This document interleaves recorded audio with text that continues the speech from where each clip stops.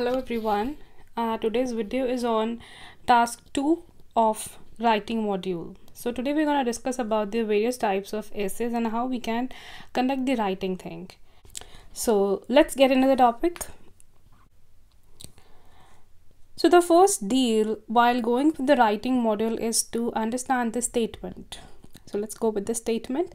Children are facing more pressure nowadays from academic, social and commercial perspectives. तो अब ये क्या है, एक तरह का उन्होंने नॉर्मल लाइन हमको दे दिया है, बताया है कि आजकल के जो बच्चे हैं उन पर बहुत ज़्यादा प्रेशर है, बर्डनाइज हैं आजकल के बच्चे. कहाँ से बर्डन उनको आ रहा है? पढ़ाई से आ रहा है, सोसाइटी से आ रहा है, और उनके अपने जो थॉट प्रोसेसेस रहते हैं कि मुझे ये भी ख़रीदना है, मेरे दोस्त के पास ये है, मुझे ये भी चाहिए, पीयर प्रेशर जिसको हम बोलते हैं, उस तरह के चीज़ों की वजह से बच्चों में प्रेशर रहता है.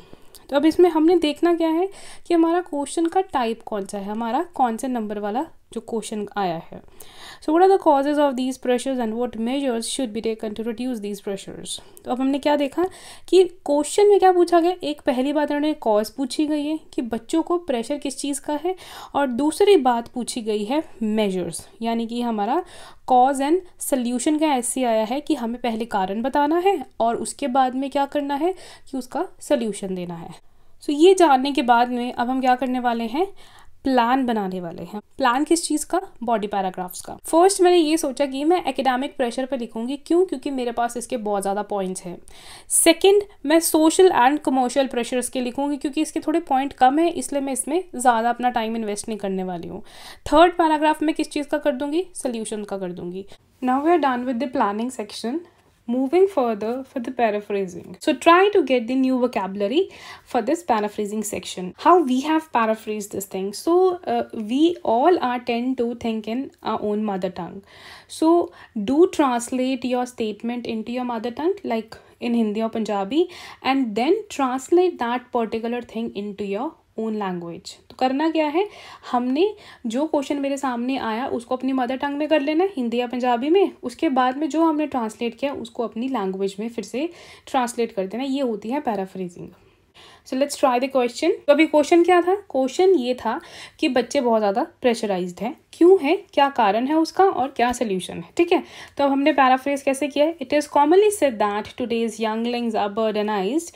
ये आम तौर पे कहा जाता है कि आज के बच्चे क्या है, यंगलिंग्स मीन्स आज के बच्चे क्या है, बर्डनाइज्ड हैं, बोझ तले दबे हुए हैं, and are facing cumbersome scholastics, और फेस कर रहे हैं कमर्सम माने tough, scholastics means school and education से रिलेटेड जो भी रहता है.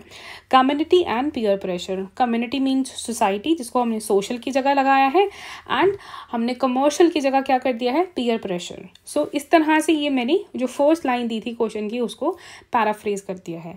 Now last thing for the paragraph 1, that is an introduction, that is thesis line. So thesis line का ऑलरेडी मैंने वीडियो अपलोड किया हुआ है, वहाँ आप देख सकते हैं एक अलरिंग आप थीसिस लाइन कैसे बना सकते हैं. This essay tends to discuss the causes of these pressures and suggest some measures to elevate the problem. ये ऐसे बताएगा कि क्या कारण है इस प्रेशर के और कुछ सल्यूशंस देगा जिससे कि ये प्रॉब्लम से हम थोड़ा ऊपर उठ सकते हैं. I believe that children must be shielded from such mounting pressure. मैं ये सोचती हूँ कि बच्चों को हमें ये बढ़ते हुए प्रेशर से बचाना चाहिए. सो देखिए, अब इतनी सी इंट्रोडक्शन पढ़ने के बाद में हमारे रीडर को ये कॉन्फिडेंस हो जाएगा कि सामने वाला क्वेश्चन मेरा समझ गया है, और क्योंकि वोकैबुलरी हमने अच्छी यूज़ की है, हमारा नॉमेनक्लेचर मॉडर्न है, आज के टाइम का है, तो डेफिनेटली उसको पढ़ने में भी अच्छा लगेगा और बहुत ईजिली बैंड्स आ जाएंगे. Now moving ahead for the BP1. जब BP1 स्टार्ट करना है ना, तब हमने ना अपने 3 या 4 कोई बेस्ट पॉइंट्स सोच लेने हैं. ठीक है, जैसे कि अब यहाँ पर मैंने ये एकेडमिक प्रेशर के बारे में लिखा है, तो मैंने एकेडमिक प्रेशर सोच लिया कि किन किन बेसिस पे आता है. एक तो कंपटीशन जब करते हैं तब आता है, मम्मी पापा जब दूसरों के बच्चों को देख कर, या मम्मी पापा की जो भी एक्सपेक्टेशंस रहते हैं हम उसके ऊपर सोच के करते हैं कि मम्मी पापा सोचते हैं कि 80% आया और मैं 60% एवरेज स्टूडेंट हूँ. ठीक है, तो वहाँ प्रेशर आ जाता है. और कभी कभार हम वीक होते हैं तो हमारे पेरेंट्स हमारी बहुत सारी ट्यूशन्स लगा देते हैं, तो हमें खुद के लिए टाइम नहीं मिलता है, कि ये प्रेशर होता है. ये मेरे अकॉर्डिंग ये मैंने 3 पॉइंट्स बेस्ट सोचे हैं. ठीक है, तो अभी 3 पॉइंट्स मैंने बेस्ट सोच लिए. अब मैंने लिखना कैसे, ये देखिए. There are many academic pressures on children. आजकल के बच्चों पे बहुत ज़्यादा एकेडमिक प्रेशर है, पढ़ाई को लेकर बहुत ज़्यादा प्रेशर रहता है. Today's children is not competing with the child next door और इवन ऑफ वंस टाउन और country, he is competing with the child of global village. ठीक है, तो पहली लाइन मैंने क्या लिखी है कि आजकल का जो बच्चा है वो अपने घर में रहने वाले बच्चे या पड़ोसियों के साथ में नहीं compete कर रहा, पूरी दुनिया के साथ में compete कर रहा है. अब instead is competing with the child of global village. चलो अब मूव करते हैं सेकेंड पॉइंट की तरफ. देखिए सेकेंड पॉइंट जब हम अपना शुरू करते हैं तो लिंकर और कनेक्टर ज़रूर लगाते हैं, क्योंकि मेरी जो वीडियोस रहती है वो सभी एमेचर्स एंड बिगिनर्स के लिए रहती है. इस वजह से मैं थोड़ा सा अपने ऐसे को जितना मुझसे ईजी हो सकता है मैं उतना रखती हूँ. अगर आप अपने एग्जामिनेशन के लिए रेडी हैं तो पेरेंट्स से पहले आप एडिंग या एडिशन टू इट या फर्दर मोर का लिंकर लगाएंगे. बट अगर आपको इन सब चीज़ों की भी नॉलेज नहीं है तो मत यूज़ कीजिए. अभी सिर्फ आप अपना बेस कंस्ट्रक्ट कीजिए. ठीक है, तो पेरेंट्स, अब हमारा दूसरा पॉइंट है. Parents want their children to excel in every field. They send their children to the best schools where the school bags are often heavier than the child himself.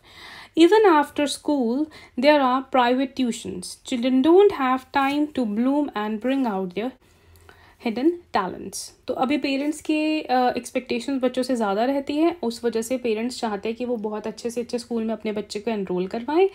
इस तरह के स्कूल में बच्चों की एनरोलमेंट होती है जहाँ पर उनके बैग का वेट उनके अपने वेट से ज़्यादा रहता है, और ताकि वो बहुत अच्छी एजुकेशन गेन करें इसी वजह से वो आगे स्कूल के बाद में बहुत सारी प्राइवेट ट्यूशन्स पे बच्चे को एडमिशन दिलवा देते हैं. इसी वजह से बच्चा क्या नहीं कर पाता, ब्लूम नहीं कर पाता. ब्लूम मतलब खुल नहीं पाता, अब खुद को दिखा नहीं पाता. जैसे फूल खिलता है तो ब्लूम करता है ना फूल, वहाँ से ये वर्ड पिक किया गया ब्लूम. और उसके जो हिडन जो छुपे हुए टैलेंट्स है वो बाहर नहीं आ पाते और ना उनकी पॉलिशिंग हो पाती है. तो ये 3 कारण हैं जिसकी वजह से बच्चे एकेडमिक प्रेशर में हैं. अब सेकंड क्या था हमारा, सेकंड एंड थर्ड हमने एक ही बीपी में रखा था, that is social and commercial pressures. Socially, the children of today are in huge dilemma. आजकल के बच्चे बहुत ही ज़्यादा डिलेमा में है. डिलेमा में इसलिए हैं क्योंकि हमको समझ ही नहीं आ रहा कि हमारा कल्चर क्या है. हमारे पेरेंट्स कुछ और करने के लिए कहते हैं, बट जो हम देख रहे हैं टीवी या सोशल मीडिया पे जो भी देख रहे हैं वो कुछ और दिखाते हैं. अगर हम नॉर्मल एक अटायर्स की बात करते हैं, कपड़ों की बात करते हैं, तो हमारे पेरेंट्स की तरफ से जो सजेस्ट किए हुए कपड़े होते हैं वो बहुत ही ज़्यादा डिफरेंट रहते हैं. जो हम चाहते हैं पहनने के लिए उस चीज़ की हमें परमिशन नहीं मिलती है. ये कुछ कारण है जिसकी वजह से बच्चों की रिबेलियस हो जाती है. They want to adopt the global culture, whereas their parents force them to confine themselves to the tradition.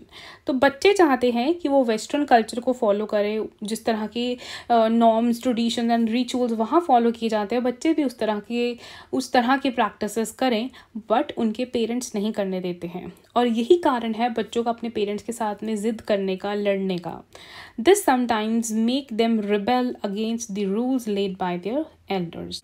अब कमर्शियल प्रेशर के अंडर अब हमारा लास्ट पॉइंट क्या आ रहा है, peer pressure. Know what is peer pressure? First of all we learn about this things. Peer means age mate. ठीक है, अपनी क्लास में पढ़ने वाले सारे बच्चे हमारे क्या है, पीयर है. प्रेशर माने उनकी तरफ से आने वाला प्रेशर. अब उनकी तरफ से आने वाला प्रेशर हमेशा ही फाइनेंशियल बेसिस पे होता है. लेट्स से किसी बच्चे के पास में कोई आपका फेवरेट मोबाइल है, आपके पास नहीं है, आप सोच में हो, तो जो सोच है, वो जो आपकी फीलिंग्स चल रही हैं, वो किसकी वजह से है, पीयर प्रेशर की वजह से है. Then they also face peer pressure which can be good if peers are good. Peer pressure अच्छा तो हो सकता है अगर हमारे साथ वाले अच्छे. अब पीयर प्रेशर सिर्फ चीज़ों से रिलेटेड नहीं होता, पढ़ाई से रिलेटेड भी होता. अगर हमारे एजमेट्स अच्छे हो तो वो हमें जैसे अच्छे मार्क्स लाने में हेल्प कर सकते हैं. Peer pressure coupled with commercial society for today can lead a lot of stress and strain on children. They see latest models of cell phones and other items which their peers and want to buy them. Then they are unable to do so. They get stressed. तो वही बात है, अगर मेरे किसी friend के पास में वो चीज़ है, वो मोबाइल है जो मुझे चाहिए और मैं नहीं ले पा रही हूँ या पेरेंट्स नहीं दिला पा रहे हैं, तो मैं किस चीज़ पे रहूँगी, वो जेलसी, टेंशन और जो स्ट्रेस में रहूँगी. वो चीज़ों की वजह से भी हम बच्चे प्रेशर में हैं. Now our second last and the third paragraph is of the solution. तो solution सबसे पहला हम पेरेंट्स के ऊपर इस चीज़ को रख कर चलते हैं कि पेरेंट्स को बच्चों से कुछ ज़्यादा एक्सपेक्टेशंस नहीं करनी चाहिए. ठीक है, या अगर एक्सपेक्ट कर रहे हैं तो रियलिस्टिक एक्सपेक्टेशन होनी चाहिए, क्योंकि पेरेंट्स को पता होता है कि उनका बच्चा किस तरह का है, उसके एकेडमिक्स किस तरह के, उनके बच्चे का लेवल क्या है या मेंटल स्टेटस किस तरह का है. तो पेरेंट्स को किसी और के बच्चे को देखकर अपने बच्चे से वो सब चीज़ें एक्सपेक्ट नहीं करनी चाहिए. Parents should have realistic expectation from their children. They should have a proactive approach and give time to their children. अगर दोनों पेरेंट्स वर्किंग है तो डेफिनेटली दोनों को एक टाइम निकालना चाहिए, बच्चे से बातें करनी चाहिए, जानना चाहिए कि बच्चे को कोई दिक्कत तो नहीं है। The biggest ones is on the schools and the teachers. They should strive to bring out the best in child, and competition and cooperation should be taught simultaneously. Parents के बाद में टीचर्स और स्कूल को भी बच्चे को cooperation सिखानी चाहिए, बताना चाहिए टीचर्स एंड स्कूल को कि शेयरिंग क्या होती है, और जितने भी कॉस्टली आइटम्स हैं वो स्कूल में अलाउ ही नहीं करने चाहिए। The aim of competition should not be to win at all cost. School और टीचर को ये सिखाना चाहिए बच्चे को कि कंपटीशन का मतलब सिर्फ जीतना ही नहीं होता है, कंपटीशन का मतलब हमेशा फर्स्ट आना ही नहीं होता, कंपटीशन का मतलब होता है पार्टिसिपेट करना। Child have to be taught to win with modesty and lose with grace. बच्चों को सिखाना चाहिए कि अगर हम जीत रहे हैं तो हमें बिल्कुल सादी सी ज़िंदगी में रहना चाहिए। ये नहीं कि एकदम शो में आ जाओ, आकड़ करने लग जाओ कि मैं जीत गया हूँ, और अगर कोई हार गया है तो वो दिल छोड़कर बैठ जाए। दोनों को इक्वल रहना चाहिए। अगर हम फर्स्ट आए हैं तो हमें बहुत ही ज़्यादा न्यूट्रल रहना चाहिए, और अगर हम किसी चीज़ में हार गए हैं तो हमें उसे भी बहुत अच्छे से एक्सेप्ट करना चाहिए। Now the last thing is conclusion. तो कंक्लूजन में हमेशा हर कोई ये पूछता है कि क्या लिखना है, क्योंकि अब प्रॉब्लम बेस्ड था, कॉज भी हो गया और उसके बाद में सल्यूशन भी दे दिया, तो अब क्या लिखना है। तो अब जब कुछ है ही नहीं लिखने के लिए तब क्या करो, अपना ओपिनियन दे दो। अब यहाँ पर मैंने क्या किया है, सजेशन दे दी है। सजेशन किस तरह से दी है, देखिए। To summarise, there is no doubt the children of today are facing so many pressures, but steps should be taken on a war footing to protect their innocent childhood.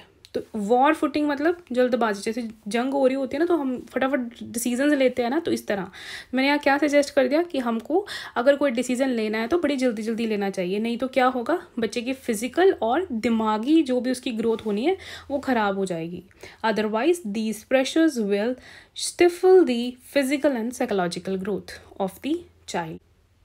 I hope आपको ये video अच्छी लगी होगी और अब आपको ऐसे writing easy लगेगी।